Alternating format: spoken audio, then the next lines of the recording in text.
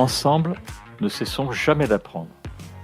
Je suis Gérard Pécou, président de Calimedia, agence digitale de solutions e-learning. Je vous accueille sur Never Stop Learning, un podcast qui vous fait rencontrer des acteurs de la formation entrepreneuriale et éducative d'aujourd'hui et de demain.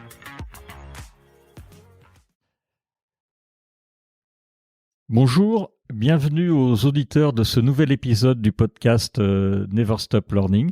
J'accueille aujourd'hui Sonia Huguenin, qui est docteur en sciences de l'éducation et ingénieure pédagogique multimédia chez Calimedia. Alors chez Calimedia, on a la chance d'avoir une équipe très qualifiée et passionnée. Et c'est pourquoi aujourd'hui, j'ai fait le choix de vous présenter un membre de l'équipe qui, je pense, va avoir une véritable valeur ajoutée pour cet épisode. Bien entendu, et comme d'habitude, nous ne sommes pas là du tout pour parler de Calimedia et Sonia n'interviendra qu'en tant que docteur en sciences de l'éducation. Bonjour Sonia. Bonjour Gérard. Alors, pourrais-tu dévoiler ton parcours à nos auditeurs? Qu'est-ce qui t'a amené à rédiger une thèse de doctorat dans le domaine des sciences de l'éducation? Alors déjà, merci beaucoup pour l'invitation et pour la question.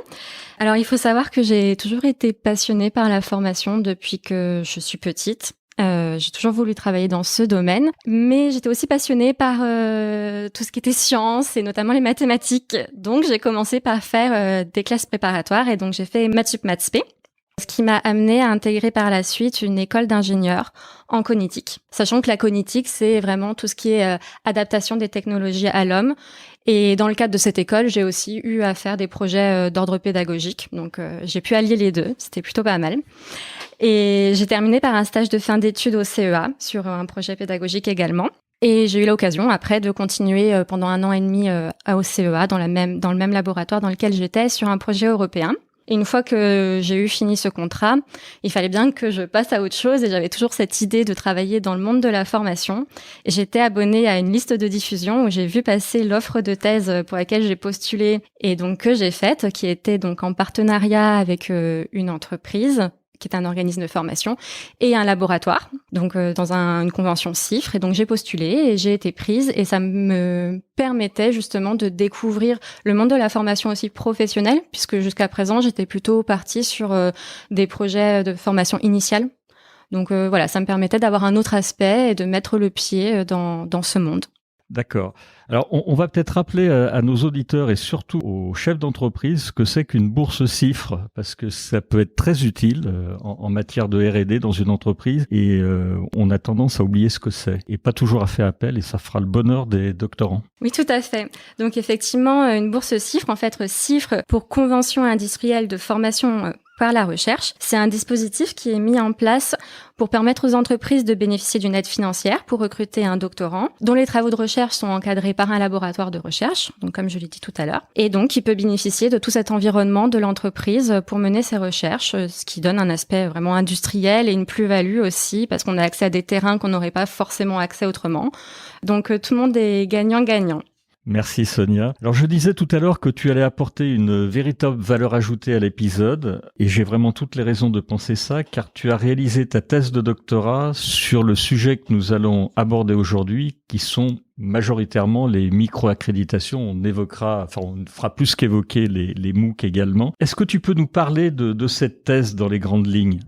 Alors, comme je le disais, j'étais intégrée dans une entreprise qui était un organisme de formation qui proposait des formations à la fois en présentiel et à la fois à distance, en ligne. Et donc, l'objectif étant dans cette entreprise, c'était nécessairement d'étudier les formations qu'elle proposait. Donc, en discutant petit à petit avec les chefs de projet en place, en voyant l'évolution que les formations avaient dans l'entreprise, je me suis orientée plus particulièrement sur une de leurs formations, qui était justement une formation de type micro-accréditation. Alors, j'ai compris que c'était une formation de type micro-accréditation au fur et à mesure, en participant à des colloques, en allant à des séminaires, notamment à des séminaires faits par FunMOOC.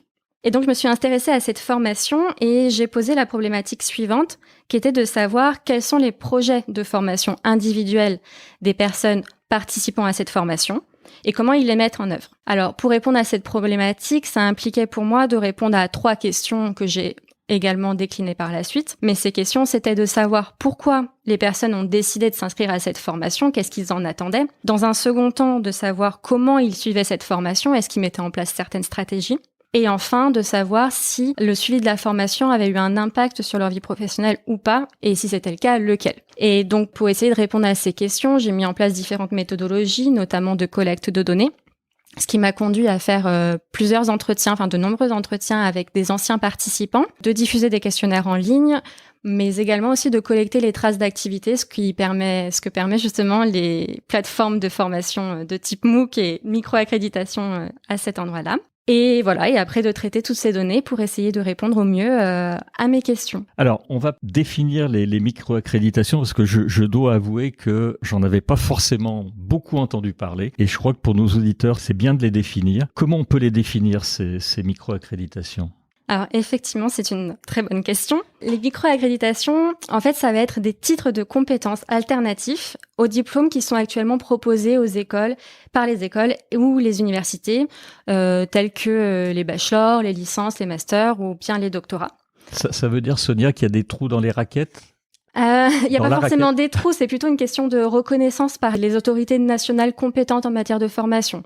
Parce que actuellement, pour reconnaître un certificat, un diplôme, il y a quand même tout un processus par lequel il faut passer. Donc c'est plus, on est dans une autre démarche. On apporte des compétences, on les certifie, mais c'est pas le système universitaire tel qu'on le connaît actuellement. Bon, alors après, on va voir justement que les micro-accréditations vont être associées à des ECTS dans des évolutions, donc on va pouvoir s'y raccrocher. Mais en tout cas, ce n'est pas des certifications ou des diplômes en tant que tels. Ça va être des briques. Donc on est dans une approche peut-être un peu plus modulaire aussi. Justement, sur les micro-accréditations, si on va sur FunMOOC, qui est France Université Numérique, qui est l'une des plateformes connues, on parle souvent sur ce type de plateforme de certificats, de badges numériques, de micro-accréditation. Quelle est la différence entre tout ça ? Alors, en fait, dans les 3 cas, ce sont justement des titres de compétences alternatifs. D'ailleurs, il y a un très bon document de l'OCDE qui en parle et qui décrit une partie des choses dont on va parler justement, auxquelles nos auditeurs peuvent faire référence pour aller plus loin. Et donc, en fait, on va avoir les certificats, donc qui sont un premier type de titre alternatif de compétences, qui peuvent être à la fois académiques ou professionnels. Donc, académiques qui vont être délivrés par des établissements d'enseignement pour reconnaître l'achèvement d'une activité d'apprentissage organisée. Ça peut permettre justement d'obtenir parfois des crédits qui vont être utilisables dans d'autres formations. Et dans le second cas, on va avoir donc des certificats plutôt professionnels, donc délivrés par des organismes professionnels, des industries ou encore des vendeurs à l'issue d'un examen. Donc ça, ce sont le premier type, les certificats. Concernant plutôt les badges numériques, on est plutôt sur des petits logos qu'on va pouvoir afficher sur les réseaux sociaux, notamment LinkedIn, pour attester d'une compétence ou en tout cas essayer de la montrer qu'on l'a. Donc soit parce qu'on a fait une formation, soit parce qu'on a réalisé une tâche particulière. Donc on le démontre. Et en fait, finalement, les micro-accréditations, c'est certains certificats et certains badges. D'accord. Donc ça va être finalement la définition que j'ai retenue également dans mon travail de thèse et qui est donnée dans un article de Picard 2018 sur Classe Centrale, facilement trouvable, qui est que les formations de micro-accréditation, finalement, ce sont plusieurs cours qui ont été assemblés ensemble pour créer finalement un parcours de formation sur un sujet donné, mais ça ne va pas être aussi exhaustif qu'un diplôme complet. D'accord. Donc, ce que je disais tout à l'heure, on est dans une approche modulaire, c'est une brique. Et donc, dans cet esprit, justement, tu parlais de MOOC tout à l'heure, il s'avère que les micro-accréditations, aujourd'hui, il y en a beaucoup qui sont construits à partir de l'assemblage, du rassemblement de plusieurs MOOC ensemble. Et d'ailleurs, ils sont apparus principalement avec les grandes plateformes de MOOC que l'on connaît depuis toujours, qui sont initiateurs de ce format, que sont edX, Coursera, Udacity. Alors bien sûr, ils portent des noms totalement différents, ce qui est un peu confusant parfois, puisqu'on va parler de spécialisation, de nanodegré, du micromaster, voilà, enfin, tout un panel de noms à retenir, à essayer de capter, de comprendre. Voilà, donc c'est un assemblement de ces formations-là. Et concernant Fun, ils ont sorti les premiers dernièrement. Ils y étaient pas encore. Je pense qu'on en parlera tout à l'heure. Voilà, mais en tout cas, les initiateurs, c'était vraiment ces grandes plateformes américaines à l'origine des MOOC initialement. Ces parcours de formation, on est d'accord qu'ils sont essentiellement c'est de la formation digitale. Ça se traduit pas, où il y a peu d'exemples ou pas d'exemples d'ailleurs d'applications en présentiel. On est sur du numérique pur et dur. Alors, en fait, ça serait mentir que de dire que les titres de compétences alternatives, ce n'est que du numérique et c'est tout à fait récent. C'est pas vrai. Il y a eu des formations alternatives, notamment en cours du soir, que ce soit en France ou à d'autres endroits en Europe ou dans le monde, qui ont eu lieu. Par contre, on a eu le développement donc de ces titres alternatifs dont on a parlé récemment, qui sont montés en présence, où il y en a de plus en plus depuis quelques années, parce qu'il y a de plus en plus un besoin justement de se requalifier, d'attester des compétences qu'on a déjà, de les remettre à jour, etc. Donc c'est monté en compétences et on a pu compter sur justement ces innovations qui viennent avec le numérique, avec les nouvelles possibilités, et puis aussi tout ce qui est lié au coût. Parce que finalement, en faisant du numérique, on permet aussi de baisser les coûts. Et il faut pas oublier que ça permet aussi une certaine flexibilité pour les personnes. Donc, on a pu vraiment compter dessus. Et donc, c'est vrai que du coup, ces formations-là sont principalement proposées en ligne. Et d'ailleurs, pour les titres alternatifs, le représentant principal, ce sont les MOOC, comme je le disais, avec l'association Plusieurs MOOC qui donne justement cette naissance aux formations de type micro-accréditation. Alors, on va parler des avantages de ce type de formation et surtout les avantages en ce qui concerne l'apprenant. Quels sont les avantages pour l'apprenant ? Je pense que le premier avantage, et donc c'est une optique qui est portée par l'Union européenne depuis quand même un certain temps, c'est l'apprentissage tout au long de la vie. Cette possibilité du coup d'accéder à la formation assez facilement, de s'assurer qu'on a un contenu qui a déjà été balayé, synthétisé, finalement qui est propre, parce que sur Internet, on sait qu'il y a beaucoup d'informations, on peut aller en rechercher.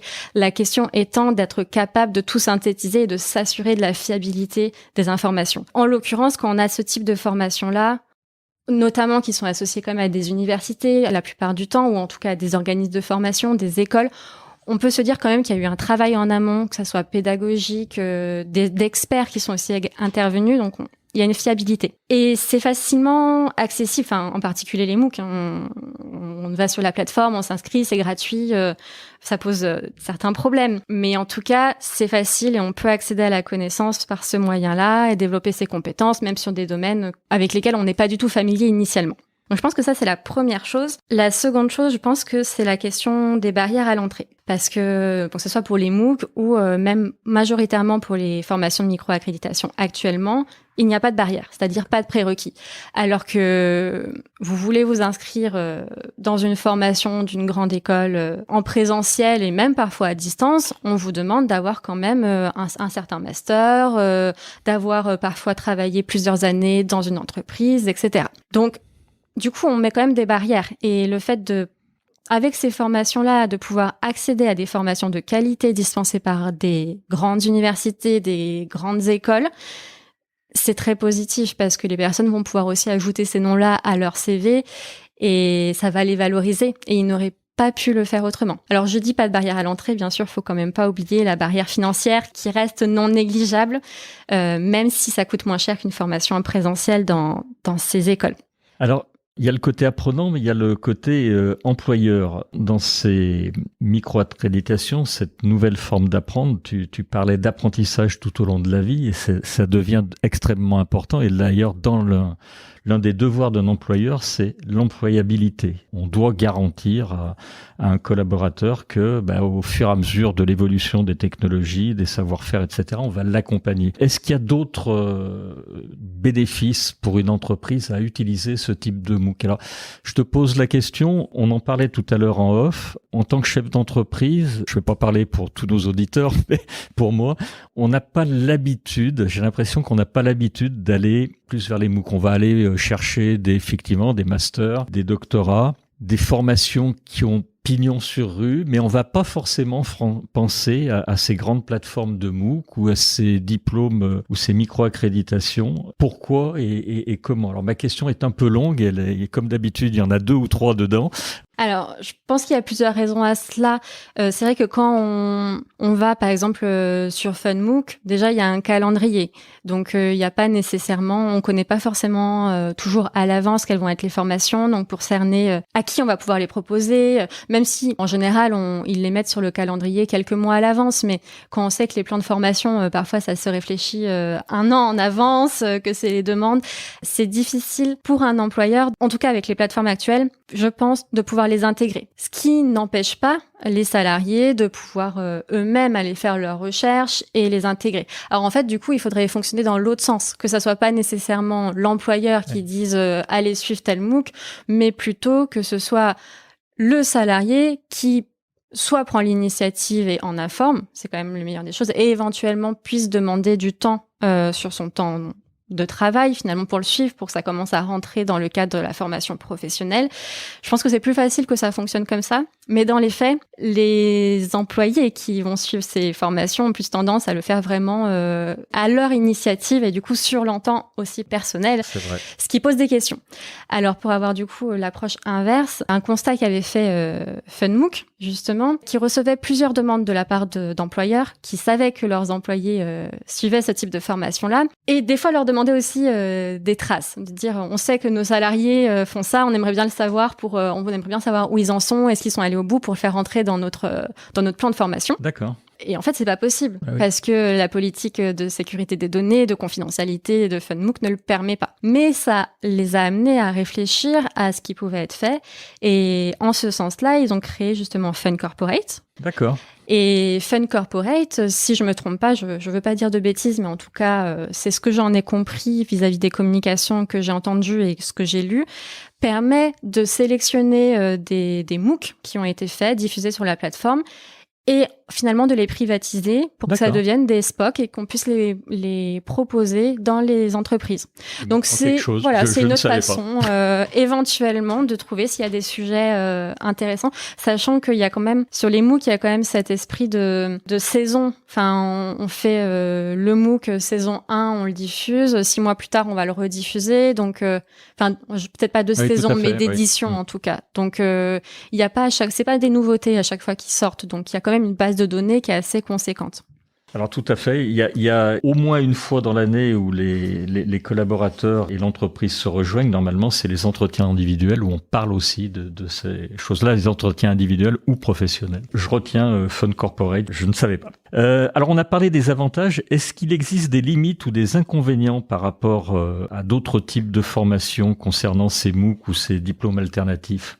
Oui, bien sûr, il y a toujours des limites. Alors, on en a parlé déjà d'une, qui est le fait de se former, d'avoir tendance à se former sur son temps personnel. Donc, je vais pas m'appesantir dessus. On a aussi tout ce qui est lié à l'absence de prérequis. Donc, ça peut effectivement être un bénéfice, mais ça peut aussi être une limite dans la mesure où, déjà, pour les recruteurs par la suite, s'il n'y a pas de bénéfice, ils peuvent se dire, s'il n'y a pas de prérequis, dans ce cas, tout le monde peut le faire, donc c'est pas forcément de qualité.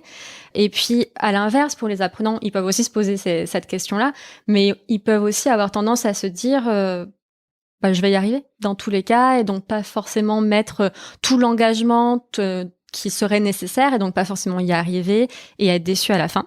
Et puis surtout, je pense que la plus grosse limite à l'heure actuelle, mais qui est en train d'essayer d'être réglé, c'est le manque d'homogénéisation, en particulier pour les micro-accréditations, qui facilitent pas le choix des individus pour choisir la formation qui répondra à leurs besoins, et après, effectivement, la question de la reconnaissance. Donc, on retrouvera ces informations notamment dans l'article de Picard que je citais tout à l'heure sur Classe Centrale. Donc, tout ce qui est diversité, que ce soit au niveau des coûts, de la durée, de la charge de travail, de l'intégration dans un parcours de formation plus conséquent, et bien sûr, les modalités d'évaluation. J'allais y venir parce que tu parles de reconnaissance. Pour qu'il y ait reconnaissance, généralement, il faut qu'il y ait un système d'évaluation.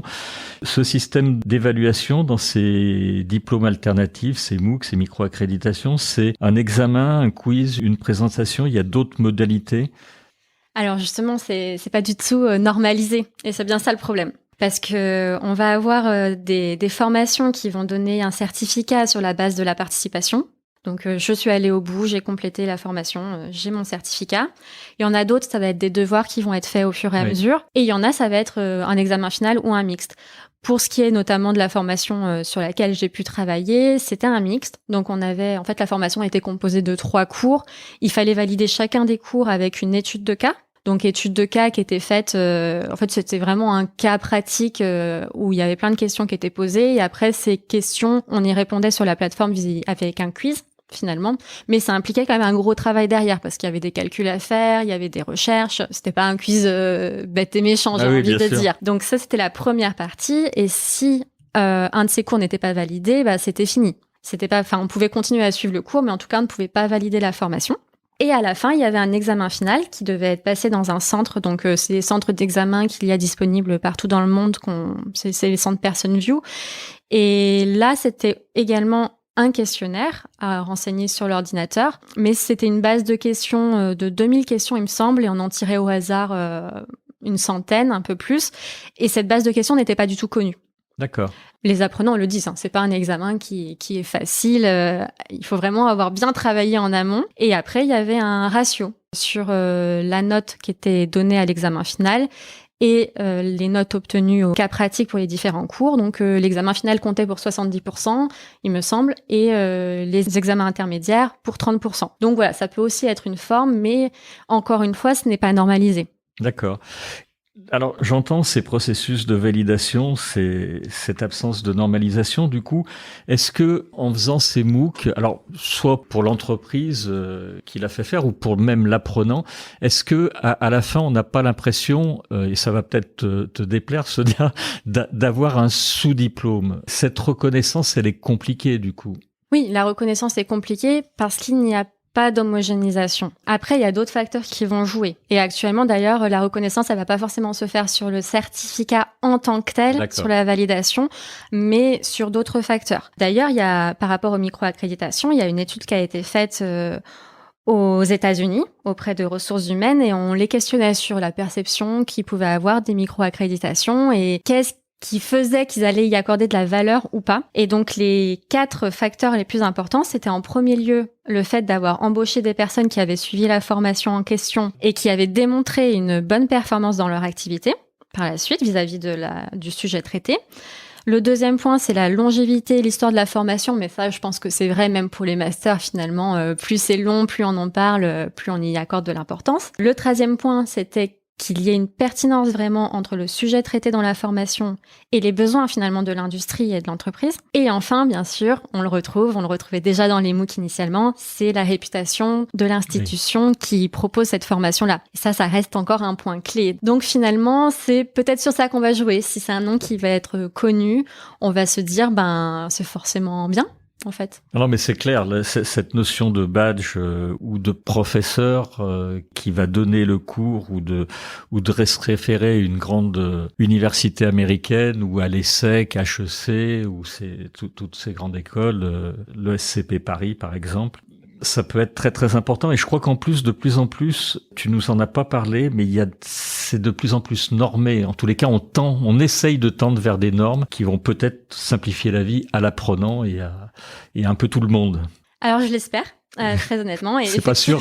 C'est pas sûr. Je pense que ça va mériter de faire des recherches effectivement et puis du temps pour toute formation. Mais effectivement, en fait, fort du constat qu'il y avait vraiment une grosse hétérogénéité, il y a un projet européen qui a été monté et qui a été annoncé au premier semestre de l'année 2019, qui est mené par des plateformes de MOOC européennes, donc notamment FunMOOC, FutureLearn, Myriadix en Espagne, avec l'objectif justement de donner un cadre commun à ce qu'est une formation de type micro-accréditation pour permettre justement d'avoir des formations qui permettent de développer de nouvelles connaissances, des aptitudes de compétences à partir de cours qui soient quand même assez courts, qui soient reconnus et de qualité, et qui peuvent être utilisés pour après obtenir des qualifications universitaires plus traditionnelles entre guillemets. Et d'ailleurs, dans ce cadre-là, on a en France donc ce cadre commun de micro-accréditation qui va se nommer Gradéo.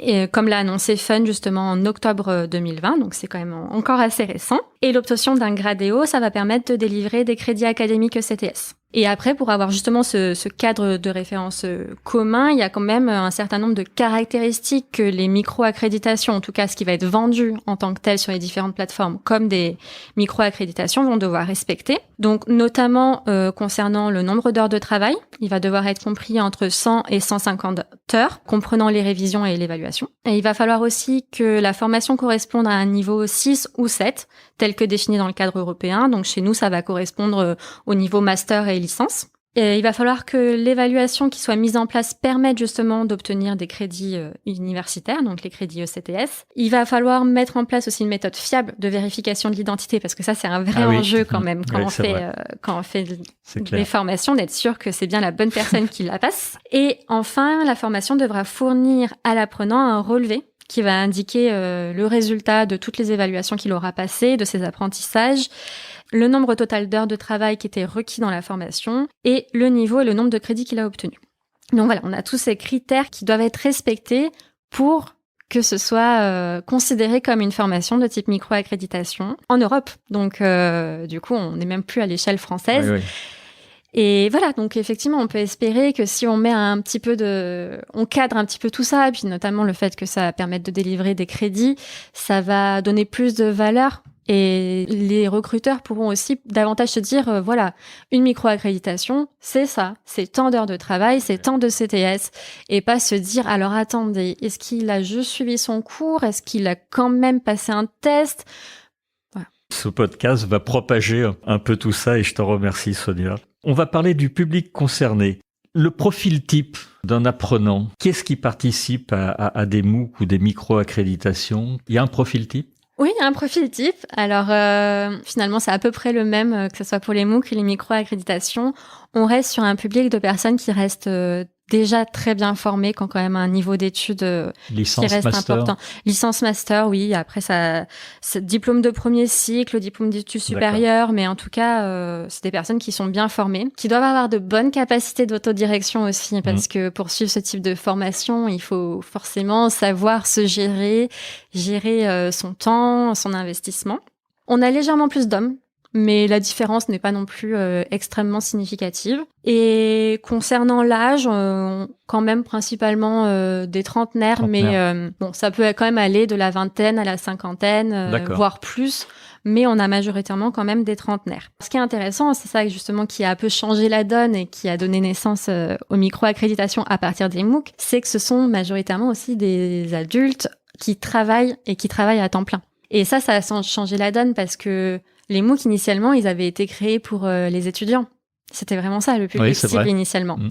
Et en fait, en se rendant compte, avec déjà les premières études qui ont été faites, ils se sont rendus compte que non, ce n'était pas des étudiants, c'était un public justement de formation continue. Et je pense que c'est aussi pour ça qu'on a évolué sur des formations de type micro-accréditation, des parcours qui permettent d'envisager aussi des évolutions dans sa vie professionnelle, en fait. Ça veut dire que c'est l'apprenant qui est à l'initiative de sa formation? Je veux pas généraliser.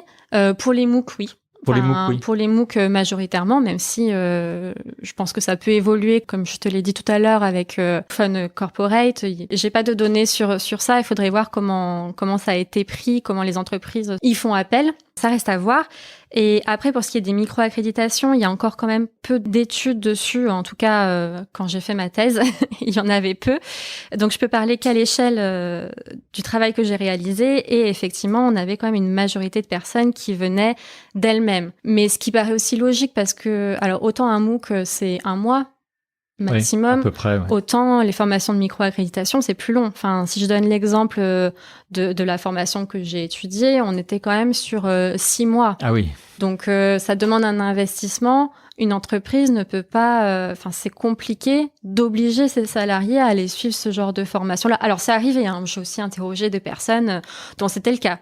Même s'ils étaient contents à la fin, initialement, ça n'a pas forcément été toujours bien reçu parce qu'il n'y a pas toujours non plus les aménagements qui vont avec. Donc, c'est pour ça, je pense que c'est davantage quand même à l'initiative des salariés et parce qu'aussi, il peut y avoir des attentes d'évolution. Oui. C'est aussi, on parlait d'employabilité, on travaille son employabilité, pas nécessairement que pour l'entreprise dans laquelle on travaille. Non, bien sûr.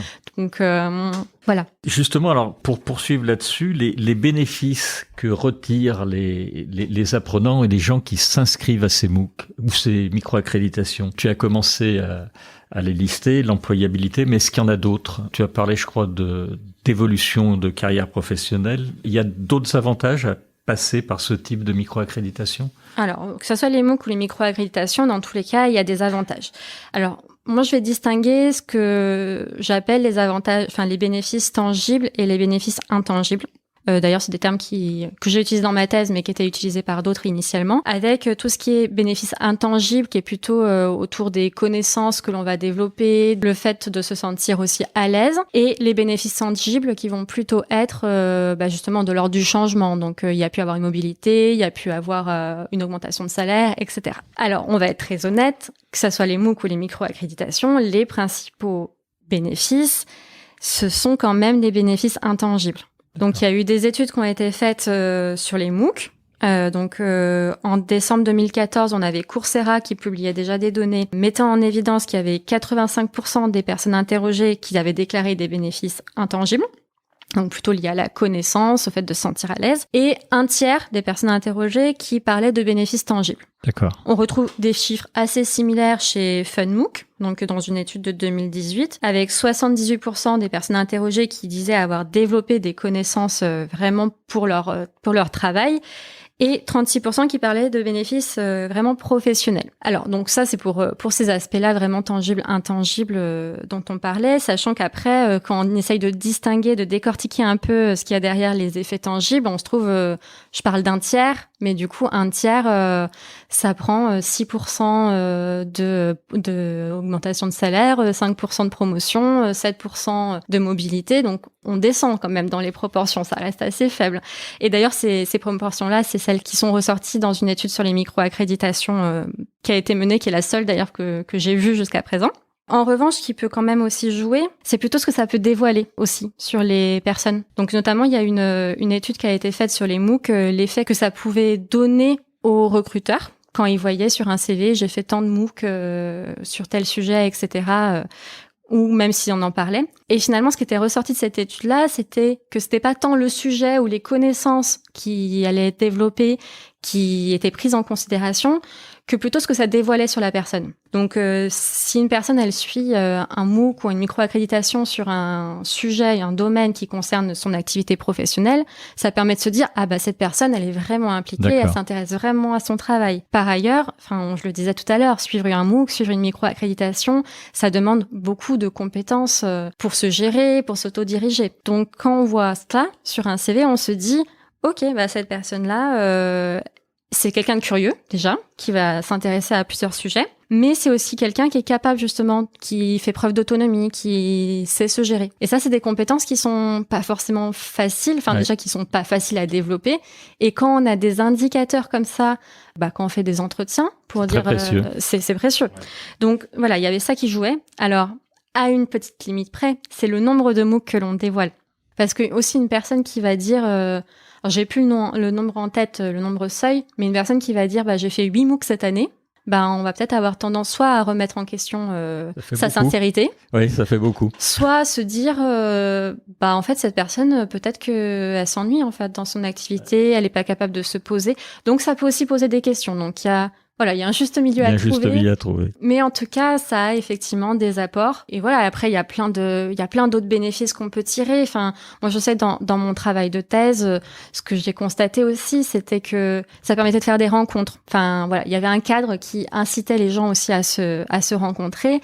Et ces rencontres, ça peut changer la donne parce que ça permet de créer un réseau professionnel. Donc, quand on veut se mettre à son compte, bah, on peut éventuellement avoir des clients ou des gens qui sont déjà à leur compte peuvent donner des missions à d'autres. Ça, c'est un avantage. Après, je sais que j'ai rencontré des gens qui ont récupéré les ressources des formations pour créer leur propre offre de services derrière. Donc, il y a aussi tout un tas de bénéfices auxquels on ne pense pas finalement. D'accord. Sonia, on a parlé des MOOC et ces MOOC qui sont assez critiqués dans le domaine de la formation digitale. Alors, je vais reformuler parce que on a fait 12 épisodes de Never Stop Learning et on a des experts qui sont pro-MOOC, qui nous disent la notoriété de l'université, c'est primordial, il y a des contenus qui sont fabuleux, et d'autres experts qui disent c'est complètement descendant. Alors, peut-être qu'ils parlent pas d'ailleurs des mêmes MOOC, mais plutôt de la manière dont c'est constitué. Quel est ton avis là-dessus et est-ce qu'il y a un système d'amélioration possible pour toi? Déjà, ton avis sur les MOOC? Alors, déjà, pour mon avis, donc sur l'aspect effectivement descendant, je pense que c'est une image qu'on a véhiculée depuis un certain temps. Je pense que ça ne prête pas justice aux MOOC et à la diversité des MOOC parce qu'en réalité, il n'existe pas un MOOC. Oui, c'est bien sûr. Encore une fois, là, on est vraiment sur une question c'est de l'ingénierie pédagogique. Donc, je vais pas vous dire qu'il y a un MOOC type où il y a que 10 vidéos dans la semaine et on fait que ça. C'est pas vrai. Il y a des MOOC qui sont même basés essentiellement sur le partage d'informations entre les personnes, c'est vrai. Les partages d'expériences où vraiment, limite, on met des ressources, mais ces ressources, elles sont annexes. Et l'objectif, c'est des personnes d'échanger, de monter un projet ensemble aussi des fois. Donc voilà, je pense que ça rend pas forcément justice. Après, bien sûr, il y a des MOOC qui sont plus descendants que d'autres. Après, faut aussi voir ce qu'on met derrière descendant, parce que suivre une formation, on a quand même quelqu'un qui nous donne de la formation.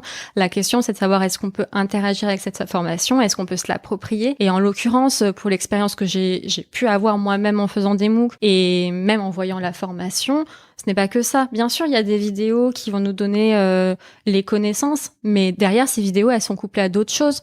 Il y a des exercices, alors des exercices autocorrigés, mais il y a aussi des fois des exercices avec la correction par les pairs. Et ça, c'est quand même, bon, c'est apprécié ou c'est pas apprécié. Hein. Il y a des gens, ils aiment vraiment pas cet exercice-là parce qu'ils se disent, moi, je me fais une formation, c'est pas pour être corrigé par des gens qui ont le même niveau que moi. Mais je trouve que c'est un exercice qui est extrêmement enrichissant. Et d'ailleurs, finalement, des fois, quand on était même à l'école primaire, on disait, corrige la copie de ton voisin. Oui. Et on apprend. C'est vrai. On apprend en faisant cela parce qu'on voit les erreurs qu'il a fait, on voit le cheminement de pensée, on apprend la correction, on se force à lire la correction. Parce que, soyons honnêtes, quand on fait une évaluation, si on nous donne juste la correction, on te dit t'as juste, t'as faux, est-ce qu'on va vraiment regarder toutes les réponses? Non, on va dire oui, j'ai juste ou j'ai faux, alors que quand on doit corriger quelqu'un, on n'a pas la même démarche, on est obligé de s'impliquer, de lire. Et je pense d'ailleurs, on n'est pas là pour parler de Galimédia, mais je pense que c'est l'approche que l'on va avoir aussi dans nos modules quand on commence aussi à faire des activités pédagogiques. On commence par poser les questions sans donner la réponse.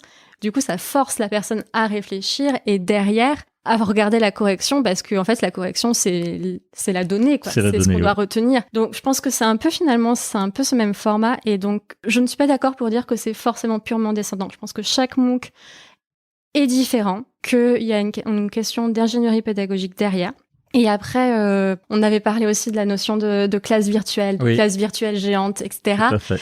La classe virtuelle est une modalité. Modalité parmi d'autres. Et d'ailleurs, tous les MOOC n'en proposent pas. Ça plairait beaucoup à Philippe Lacroix, qui a fait un très beau podcast et qui parle justement de cette notion d'hybridation. On peut pas parler de MOOC sans les taux de complétion. Les taux de complétion sur un MOOC, ils sont importants, ils sont faibles. C'est quoi la réalité? Sur les MOOC, les taux de complétion, on le sait, ils sont très faibles. J'ai plus les chiffres en tête, mais on est à moins de 10% la plupart du temps. Après, ça va dépendre des sujets. Et tu l'expliques comment? C'est parce qu'on qualifie pas les gens qui vont s'inscrire en amont, ou il y a d'autres raisons? Il y a plein de raisons. Alors déjà, rendre justice aux MOOC, il n'y a pas que les MOOC qui ont des taux de complétion qui sont faibles. Hein. C'est quand même quelque chose qui est vrai aussi dans l'enseignement supérieur. Le taux de complétion qui diminue, c'est une réalité. Après, il y a plein de choses qui rentrent en compte. La première chose, c'est de prendre en compte l'intention des personnes quand elles s'inscrivent à un MOOC. Elles n'ont pas forcément l'intention d'aller au bout, en fait. Des fois, elles y vont juste par curiosité, elles s'inscrivent. Voilà. Donc, je pense que la première chose, c'est de tenir compte de l'intention des personnes initialement. Et la seconde chose, c'est aussi le calcul. La façon dont ces taux de complétion ils sont calculés. Oui. Parce que c'est sûr, si on calcule sur le nombre de personnes qui ont cliqué sur s'inscrire, le taux de complétion, il est forcément très faible. Alors que déjà, si on commence à s'intéresser seulement aux personnes qui se sont connectées au moins une fois, ou même une semaine, définir à partir de quand on considère qu'une personne s'est vraiment engagée dans la formation, on va les faire augmenter un petit peu. À côté de ça, oui, bien sûr, on parle des taux de complétion, ça a été un sujet sur les MOOC qu'on a abordé maintes et maintes fois, mais est-ce que c'est vraiment une métrique qui est importante? Parce que je vais reprendre aussi une analogie que fait mon directeur de thèse qui compare les MOOC aux livres. Et au final, en disant, en fait, le MOOC, c'est le livre contemporain. Et finalement, du coup, l'inscription à un MOOC, c'est associé à l'impulsion d'achat d'un livre. D'accord. Combien vous avez de livres chez vous que vous avez achetés et que vous avez jamais lus? C'est pas faux. Même question. Quand on va à la bibliothèque, on choisit et on les lit pas nécessairement. Après, ça peut aussi être, j'ai emprunté un livre ou j'en ai acheté un, mais parce qu'il y avait un chapitre qui m'intéressait. Donc voilà, il y a plein de métriques à prendre en compte, d'autres facteurs à prendre en compte. D'ailleurs, sur ce sujet du taux de complétion, il y a Mathieu Cizel, qui était aussi un doctorant de mon directeur de thèse, qui a traité cette question du taux de complétion dans les formations, qui a essayé de regarder le parcours des apprenants et qui d'ailleurs s'est rendu compte, en étudiant des variables, que les personnes qui avaient tendance à s'inscrire à plein de MOOC en rafale, eux, on savait qu'ils allaient pas aller au bout. En fait, même ils se connectaient jamais. Oui, c'est ça. En fait, c'est pas suivi d'effet. Non, c'est un super marché, c'est gratuit. C'est donc on met dans son panier et puis on n'y revient pas. Et moi la première, je sais pas combien de MOOC j'ai dans mon panier que je n'ai jamais ouvert. Et j'en ai fait quand même.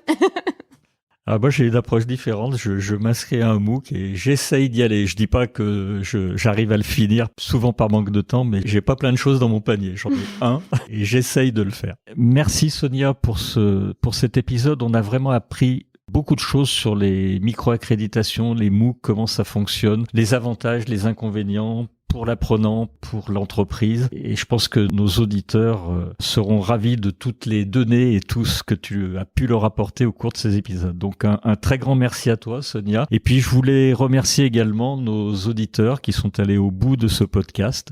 Et je les invite à écouter le prochain épisode, comme d'habitude, dans 15 jours. Merci. Au revoir. Merci beaucoup pour l'invitation et pour cet échange. Merci.